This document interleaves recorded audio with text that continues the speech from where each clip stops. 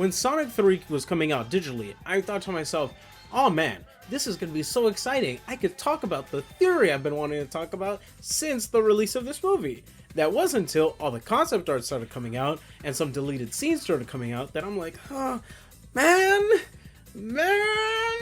That isn't to say that my theory can't come true, but it's not looking too good. That said, I'll still try to come up with a way on how it could work and how I think Sonic 4 could shape up to be. So let's start there. In the post-credits scene, as you all seen at this point, we see that Sonic, he's in New York. Then Metal Sonic tries to attack him, only for a bunch of Metal Sonics to show up, and Sonic is saved by Annie. When I first saw this movie though, the first thing that stood out to me was, oh wait, all of these Metal Sonics, these extra Metal Sonics outside of the first, they're all different, aren't they? They look like they're gray and have some yellow line to them. I couldn't quite tell, it was really hard to see at the time. But now having it digitally, yeah, no, that's exactly what I saw. And it brought an interesting idea to my head. But before I could get into that, we have to talk about the deleted scenes and concept art that has been coming out for the movie. It's pretty obvious that based on these images and based on the deleted scene, time travel is involved, and that's how Eggman and likely Shadow had survived. Maybe using the Chaos Emeralds in some way to go forward in time, that's the only way I can imagine it. And with these concept art showing Eggman next to a Metal Sonic and him wearing this, I guess, royal clothing, you could say. I don't know what this is based on. Let me know in the comments below.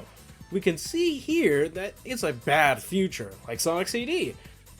And so I guess this is how they plan on adapting that Sonic CD storyline, but making it on a grander scale, I guess you could say. One of the things that concerned me though is something I saw on Twitter.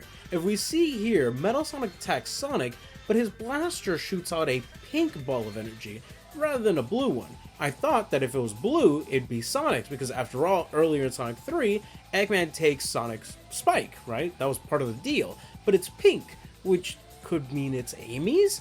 I really hope Amy isn't from the future. That would kind of suck, especially when there's already another character established to have some timeline shenanigans that I'd like to get to a little later. Either way, we have a time travel plot going on here. I can imagine the story would be something like Eggman is sending robots into the past to defeat Sonic, something to that. Team Sonic has to go into the future, bring Eggman back to the past essentially, and change this awful future. That's the only way I could see this happening. I'm not sure what else they could possibly do, but then I thought about it. Wait a minute, we still have this main Metal Sonic, right? I mean, after all, he's really close to the games and has a weird mouth for some reason. So, what does this mean? Why would there be one unique Metal Sonic amongst several others? And that's when I thought about it. Oh my goodness, my theory could still happen. What if this Metal Sonic is the one that becomes Metal Overlord? I mean, after all, why make him so different from the rest? It just doesn't make sense to me. And then I thought about it a little more. If they have a Metal Overlord plot, this is how they could also bring in Silver. Think about it for a moment. Iblis has already been established in this world to be defeated by Knuckles, so we can't have like some Iblis Solaris plotline. I mean, it'd be cool to see Mephiles in these movies, but I would prefer him to be a shadow villain in a shadow show or movie, but that's a story for another time. And Metal Overlord just seems to fit, in my opinion. His whole thing is copying others' abilities. If he manages to copy Sonic's abilities and Shadow's abilities and who knows who else's, he'd be an unstoppable force if he grew to that much power. And having his own consciousness and essentially breaking away from Eggman's control and becoming his own villain would make an amazing fifth movie. I know I'm looking a little too far into the future, but speaking of the future, that's when Silver comes in. Think more Terminator in this case, where Metal Sonic essentially took over Eggman's plans, and now Silver has to come back to fix this entire mess.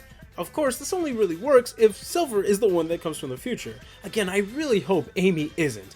I love Amy, don't get me wrong, but give her something other than that. Please save the time traveling stuff for the actual time traveler in the games.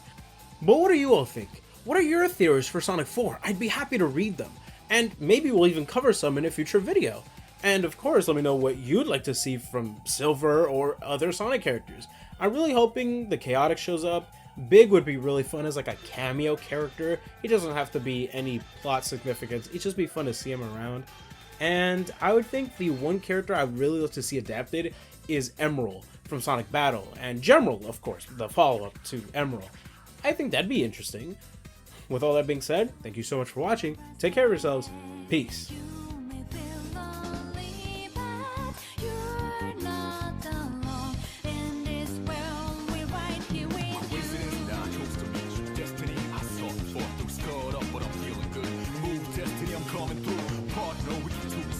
You're the fire, I'm the wind tonight. Burning dread, haha, that's right.